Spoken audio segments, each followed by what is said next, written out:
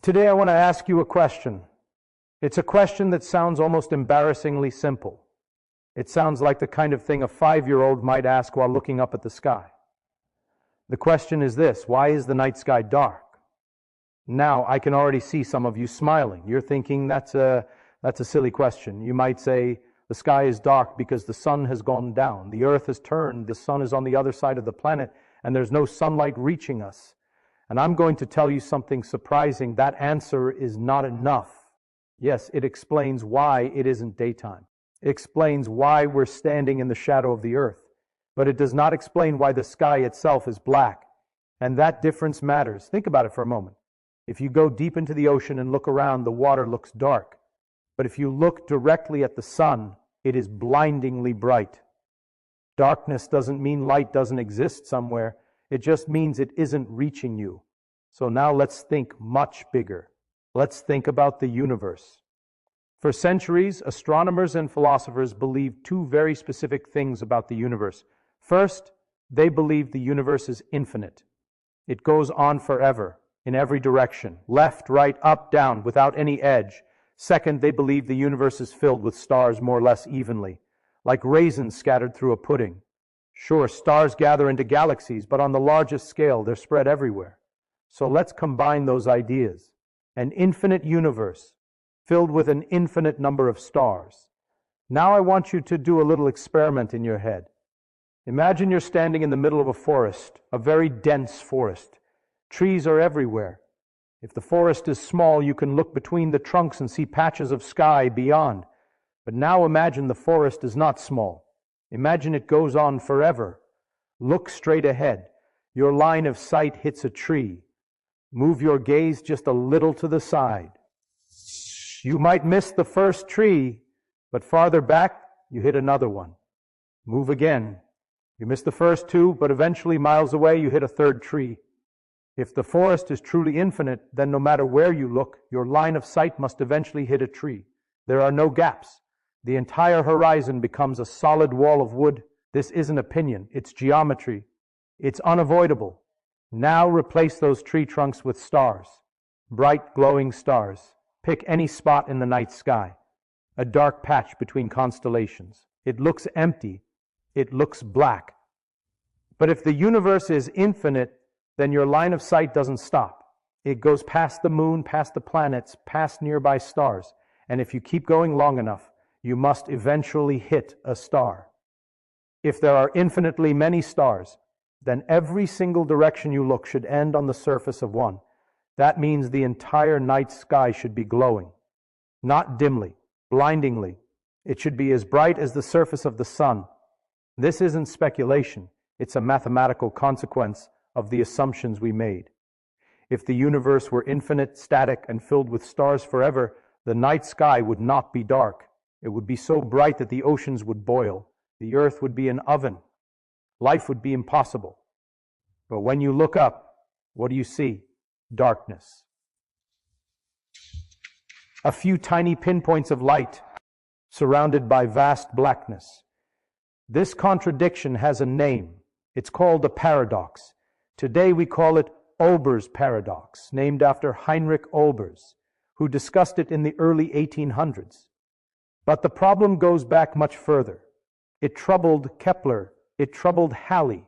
It refused to go away. And it's a terrifying problem because it tells us that one of our basic assumptions about the universe must be wrong. Nature is trying to tell us something. The darkness is not meaningless. The darkness is a clue. It's telling us that the universe cannot be infinite, eternal, and unchanging all at the same time. Of course, you might try to escape the problem. You might say, maybe distant stars are dimmer. Maybe their light fades as it travels. This sounds reasonable, and physics even gives us a law for it, the inverse square law. If you move twice as far from a light source, it looks 4 times dimmer. So you might argue the distant stars are just too faint to matter. But that idea doesn't save us. Here's why. Imagine surrounding the Earth with a giant spherical shell of space, like the layers of an onion. Suppose the first shell is 1 billion miles away and contains a certain number of stars. Those stars send us some amount of light. Now look at a second shell, twice as far away. Each star in that shell is 4 times dimmer. But that shell has 4 times the surface area, which means it contains 4 times as many stars. The dimming of the light is exactly canceled by the increase in the number of stars. The total light from that second shell is the same as from the first. This works for every shell, near or far. Each layer of the universe contributes the same amount of light. And if here are infinitely many layers, then adding them up gives an infinite amount of light. So the dimming of stars with distance doesn't solve the problem. Geometry destroys that escape route. We are stuck. The math says the sky should be on fire. Observation says it's black. That means something in our picture of the universe is broken. Is the universe not infinite? Is there something blocking the light? Or is there something deeper going on, something connected to time itself? To find the answer, we have to stop thinking only about space. We have to start thinking about history. Because when we look out into the universe, we are also looking back in time. And that's where the secret of the dark sky begins. At this point, I can tell some of you are not convinced.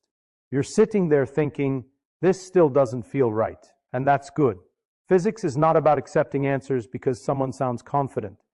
Physics is about refusing to let go until the explanation truly makes sense. You might be thinking the forest analogy is clever, but it breaks down. Trees block your view. Stars don't block light. They are the light. And we all know from everyday experience that lights get dimmer the farther away they are. If I hold a candle right in front of your face, it's painfully bright. But if I carry that same candle a mile away, you can't see it at all. It disappears. So it seems obvious that very distant stars should be too faint to matter. That sounds like common sense. And unfortunately, in physics, common sense is often the enemy of the truth. So let's not guess. Let's calculate. There is a precise physical law that tells us how light fades with distance. It's called the inverse square law. If you double the distance to a light source, its brightness doesn't drop by half. It drops by a factor of 4. If you triple the distance, the brightness drops by a factor of 9. In general, brightness is proportional to 1 divided by the distance squared. So you say, exactly. That proves it. The farther stars are incredibly dim. But you're forgetting something important. You're forgetting that space is 3-dimensional. As we look farther out into the universe, the volume of space increases. And that changes everything. Imagine we build a simple model of the universe using spherical shells like layers of an onion. Place the Earth at the center. Now take a shell of space that is exactly 1 unit thick at some distance we will call r inside this shell. There are a certain number of stars. Now go out to the next shell twice as far away at a distance of 2r. 2 questions immediately arise. First, how bright is each star in this second shell? According to the inverse square law, each star is 4 times dimmer. Second, how many stars are in that shell? This second question is pure geometry. The surface area of a sphere is proportional to the radius squared. Double the radius, and the surface area becomes 4 times larger. If stars are spread evenly through space, that means the second shell contains 4 times as many stars. Now combine the 2 effects. 4 times as many stars, each 1/4 as bright. Multiply those together and the result is 1. The total light from the second shell is exactly the same as the total light from the first shell. This cancellation is not an accident. It happens every time. Go out 10 times farther. Each star is 100 times dimmer, but the shell contains 100 times more stars. The total light remains unchanged. Distance does not save us. The geometry wipes it out completely. This is the cruel trick of the universe. Every shell of space, no matter how far away, contributes the same amount of light to the sky. Now think about what that means. To calculate the brightness of the night sky, we would have to add the light from the first shell, plus the second shell, plus the third shell, and so on, forever. If the universe is infinite, that's an infinite number of shells. And we are adding 1 plus 1 plus 1 an infinite number of times. The result is infinity. In the real world, stars have size. They block stars behind them, so the brightness doesn't truly go to infinity. But it does reach a maximum. It means that every line of sight from your eye must eventually hit the surface of a star. The night sky should look like a continuous glowing surface, like the sun. The average temperature of the sun's surface is about 5,000 degrees. If the sky had that temperature, Earth would be uninhabitable. The oceans would boil, rocks would melt, life would never have had a chance to begin. Yet here we are, sitting comfortably in a cool room looking up at a dark sky. This is not a small discrepancy, this is a disaster. It tells us that one of our fundamental assumptions about the universe is wrong. Not maybe wrong, definitely wrong. So let's try another escape. You might say, fine, maybe it's not distance, maybe it's dust. Space isn't empty, it's full of gas and dust clouds. Maybe that material blocks the light from distant stars. For a long time, this was the favored explanation. It feels intuitive. If you drive through thick fog, you can't see headlights far away. The fog scatters and absorbs the light. Astronomers knew that space contains dust, debris from exploded stars, clouds of gas drifting between galaxies. So they said, that's it, the light is absorbed, problem solved. But physics is unforgiving. There is a law you cannot cheat, the conservation of energy. Energy cannot be created or destroyed. It can only change form. So imagine a photon of light leaving a distant star. It travels for millions of years and then hits a grain of cosmic dust. You say the light is absorbed. Fine. But where did the energy go? It didn't disappear. It went into the dust grain. When the dust absorbs energy, it heats up. And when things get hot, they glow. That's not optional. It's thermodynamics. If you put a piece of iron in a furnace, it starts black. As it heats up, it glows red, then orange, then white. Now imagine a dust cloud sitting in space for billions of years, constantly absorbing starlight from all directions. Its temperature rises, and it will keep rising until it reaches equilibrium, until it radiates exactly as much energy as it absorbs.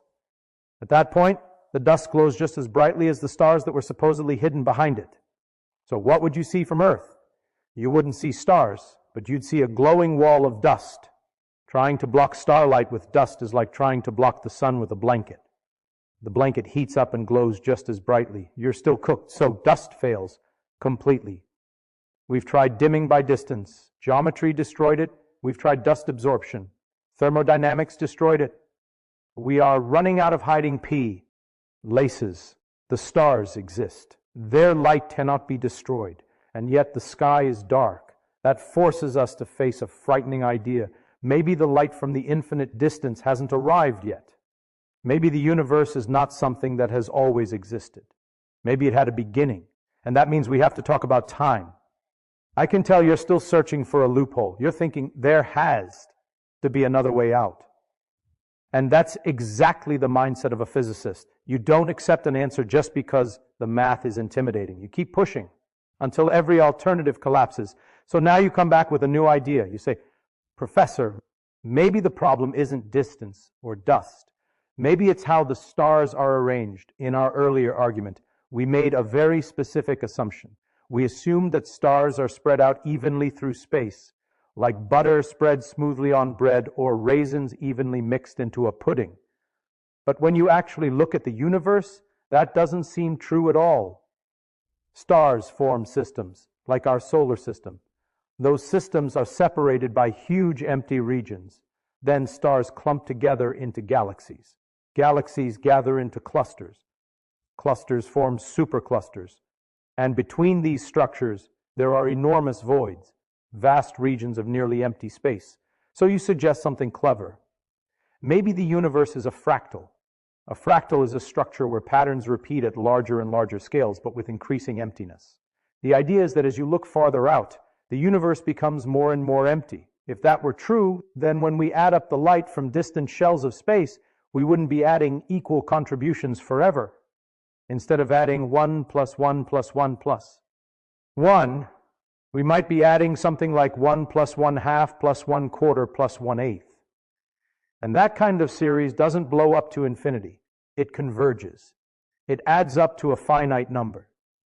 Mathematically, this is a beautiful idea. It was proposed about 100 years ago by Carl Charlier. On paper, it works perfectly. It resolves the paradox without invoking strange physics or cosmic beginnings. But physics is not just mathematics. Physics is an argument with nature, and nature gets the final vote. We can't just invent a structure for the universe because it saves us from an uncomfortable conclusion. We have to look. Over the last several decades, astronomers have done exactly that. They've mapped the universe in extraordinary detail. They've counted galaxies, they've measured distances, they've built massive three-dimensional maps of cosmic structure, and here's what they found. On small scales, you're absolutely right. The universe is clumpy. Stars clump into galaxies. Galaxies clump into clusters. Clusters clump into superclusters. The universe looks messy and complicated. But that pattern does not continue forever. Once you look at regions of space larger than about 300 million light-years across, the clumping stops. The hierarchy ends. On the largest scales, the universe smooths out. We say the universe is homogeneous. That's the technical word. It means that when you average over large enough distances, the universe looks the same everywhere. Think of a bowl of oatmeal. If you put your face right down into it, you see lumps, oats, gaps, and texture. It looks chaotic. But if you step back and look at the bowl from across the room, it just looks like a smooth gray paste. No special spots, no prefer direction. The universe is exactly like that oatmeal. Up close, it's full of structure. But zoom out far enough and it becomes boringly uniform. The density of stars over here is the same as the density of stars over there. This idea is so important that it has a name, the cosmological principle. It says that there is nothing special about our location in the universe. If you traveled 10 billion light-years in any direction, the universe would look statistically the same. And once that's true, the fractal escape route collapses. Because the universe is smooth on large scales, the onion shell argument comes back with full force. Distant shells really do contain more stars. They really do contribute the same amount of light as nearby shells. Geometry wins again. So let's take stock of where we are. The stars exist. They are spread everywhere. Their light doesn't fade away in a way that saves us. Dust can't hide it. Fractal structure doesn't save us. We have eliminated every option except one. We have been assuming that the universe is eternal, that it has always existed, that it has been sitting there forever like a stage, while stars move around on it like actors in a play. But what if the stage itself was built at a specific moment? What if the play hasn't been running forever? If the universe had a beginning, then the finite speed of light suddenly matters in a dramatic way. Now, I have to admit something that makes physicists look a little foolish. We like to think of ourselves as the champions of logic and mathematics. We'd like to imagine that we uncover the secrets of nature through equations, while poets just play with words. But in this case, the physicists were stuck, and the poet was right. In 1848, a man published a strange little book called Eureka. It wasn't a textbook, it wasn't a scientific paper, it was a prose poem. The author was Edgar Allan Poe, the same man who wrote about ravens, beating hearts, and madness. Poe looked at the problem of the dark night sky and made a bold guess. He said, "Suppose the universe is infinite, but suppose it has not existed forever. Suppose it had a beginning." He argued that the reason the sky is dark is not because stars don't exist, but because their light hasn't had time to reach us yet.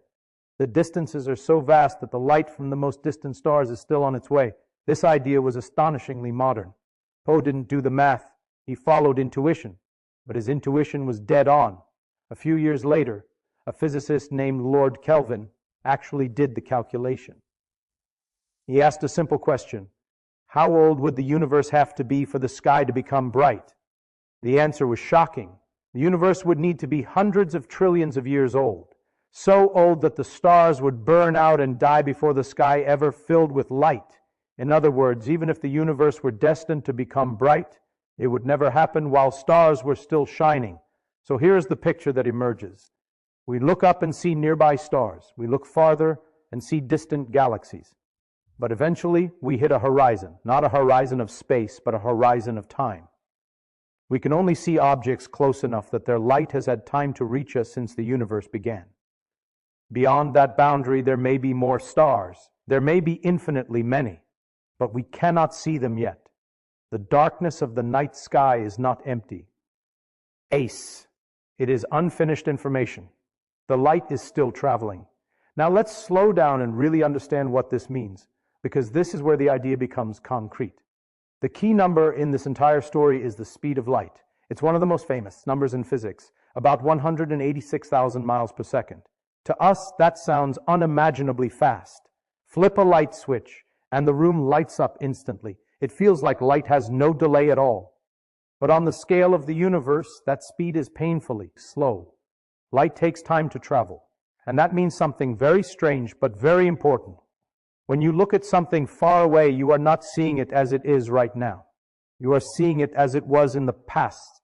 When you look at the moon, you see it as it was about 1.3 seconds ago. When you look at the sun, you see it as it was about 8 minutes ago. If the sun somehow vanished right now, we would still feel its warmth and see its light for 8 more minutes before anything changed. A telescope, then, is not just a magnifying glass, it's a time machine. The farther out you look, the farther back in time you are seeing. Now combine this idea with what we have already learned. The universe is not eternal. It had a beginning. We know this from many independent observations. When we measure the motion of galaxies and run the movie backward, we find that everything converges to a hot, dense starting point about 13.8 billion years ago. That number is large, but it is finite, and finiteness changes everything. Imagine standing on Earth and looking out into space. You can see a star 1 light year away because its light has had a full year to reach you. You can see a galaxy 1 billion light years away because the universe is old enough for that light to arrive. But now imagine a star that is 100 billion light years away. It may exist, it may be blazing with light, but its photons have only had 13.8 billion years to travel. They simply haven't covered the distance yet. They are still in transit. No matter how bright that star is, you cannot see it. To you, it might as well not exist. This creates a natural boundary around us. We call it the observable universe. The observable universe is not the entire universe. It is just the part from which light has had time to reach us since the beginning of time. You can imagine it as a giant sphere centered on Earth, with a radius equal to the age of the universe multiplied by the speed of light. Inside that sphere, we can see stars and galaxies. Outside that sphere, there may be more, possibly infinitely more, but their light has not arrived yet. Beyond that boundary, the universe is dark, not because nothing is there, but because time has not allowed us to see it. Let's return to the forest analogy one last time, but with a crucial change. Earlier, we imagined an infinite forest where every line of sight must eventually hit a tree. Now add a new rule. You woke up in that forest only 10 minutes ago, and light travels at the speed of a walking human. You look around. You can see trees that are 1 minute away. You can see trees that are 5 minutes away. But trees that are 20 minutes away are invisible. The light from them hasn't reached your eyes yet. So what do you see? You do not see a solid wall of wood. You see nearby trees, and between them you see gaps, darkness, empty spaces, not because the forest ends, but because your view has a time limit. This is exactly why the night sky is dark. When you look at the black regions between stars, you are not seeing empty space. You are seeing beyond the limit of what light has had time to show you. You are looking into earlier chapters of the universe, times before stars had formed or before their light could reach us. So we have now solved most of the paradox. The sky is dark because the universe is young. The light from the infinite distance has not yet arrived.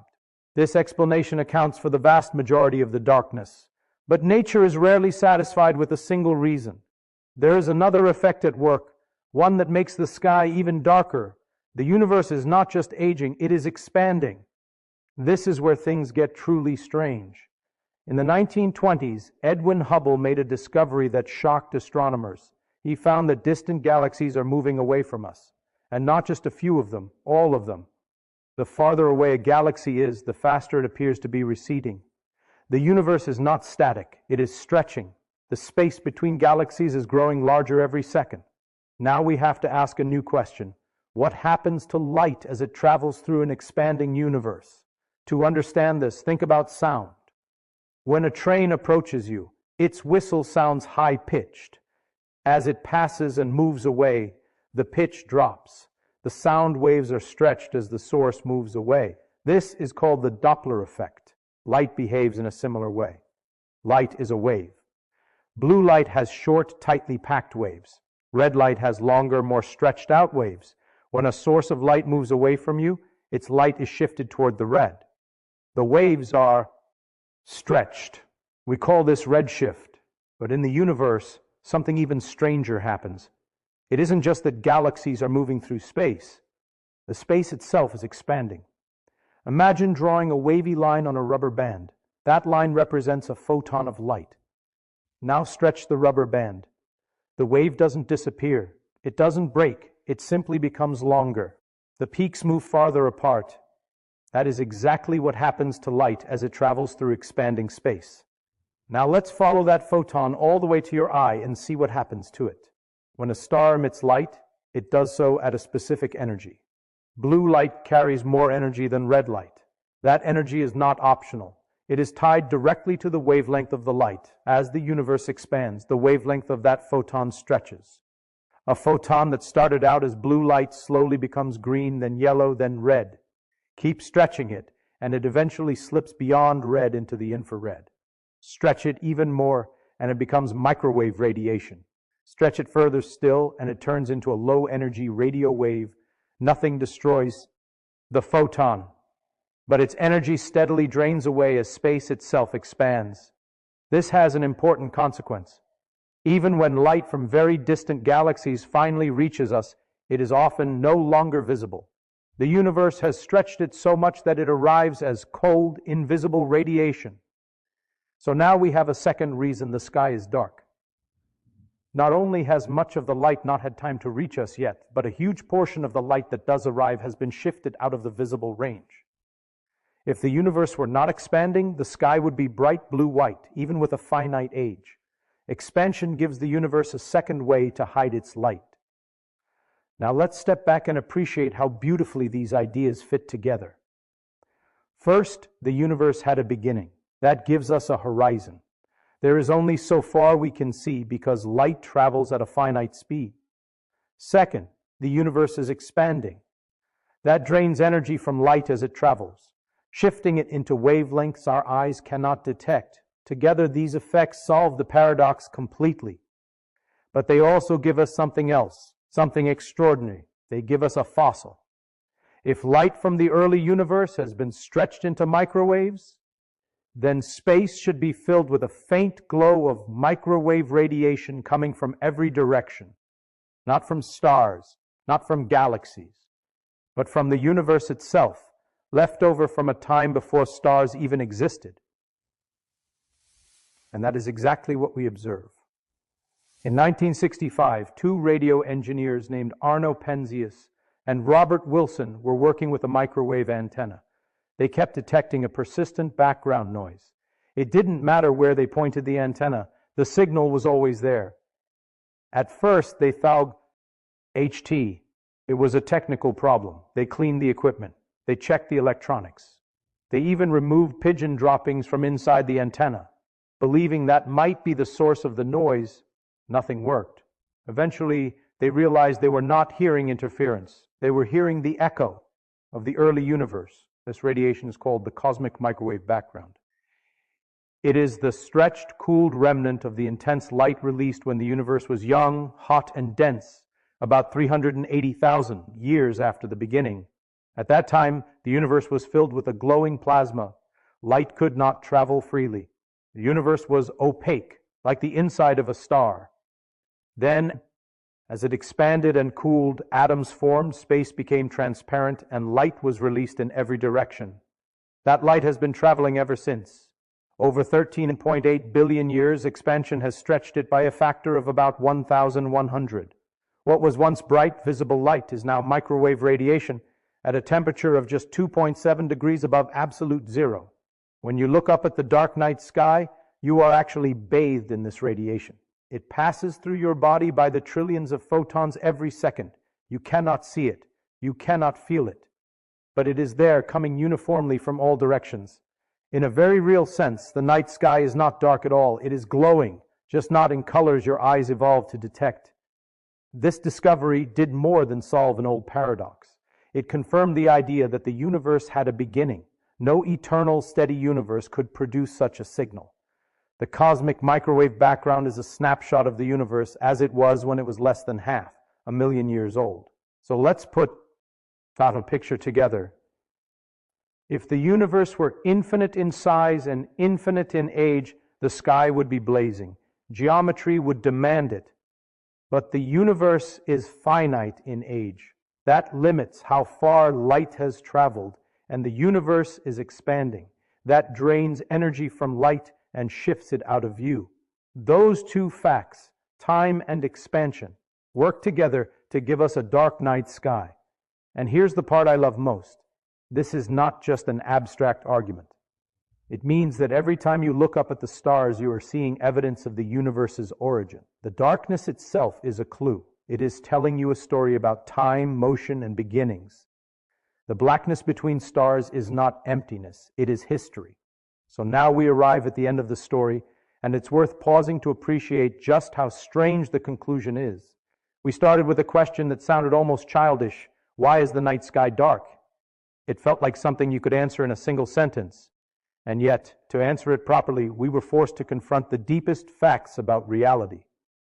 The darkness of the sky is not a coincidence. It is not a background setting. It is a physical consequence of how the universe works. If the universe had always existed, the sky would be bright. If the universe were static, the sky would be bright. If light did not take time to travel, the sky would be bright. The night sky is dark because none of those things are true. The universe has an age. Space is expanding. Light is finite in speed, and stars have finite lifetimes. Together, these facts leave an imprint that is impossible to hide. What you are really seeing when you look up at the sky is a balance. You are seeing the compatiti, on between creation and time. Stars produce enormous amounts of light, but the universe has not yet had enough time to deliver all of it to your eyes. And even when the light arrives, the expansion of space drains it of energy. Darkness, then, is not the absence of stars. It is the presence of limits. There is another subtle point that's worth mentioning. Stars themselves do not live forever. Even if the universe were old enough for all the light to arrive, stars would eventually burn out. The universe is not a perpetual motion machine. It runs on fuel, and that fuel is finite. In the distant future, trillions of years from now, the universe will look very different. Star formation will slow and then stop. Existing stars will fade, collapse, or explode. Galaxies will grow dim. In that far future, the sky will be dark again, but for a completely different reason. Not because light hasn't arrived yet, but because the engines that produce light have shut down. So the darkness we see now is temporary. It belongs to a particular era in cosmic history, an era when stars exist, but the universe is still young enough that their light has not yet filled the sky. We happen to live in the middle of the story. And here's something even more humbling. When you look up at the night sky, almost everything you see is already gone. The light from many of the stars you see tonight began its journey millions or billions of years ago. Some of those stars have already exploded. Some have collapsed into white dwarfs, neutron stars, or black holes. The photons reaching your eye are messengers from the past, carrying news from objects that no longer exist in the form you see.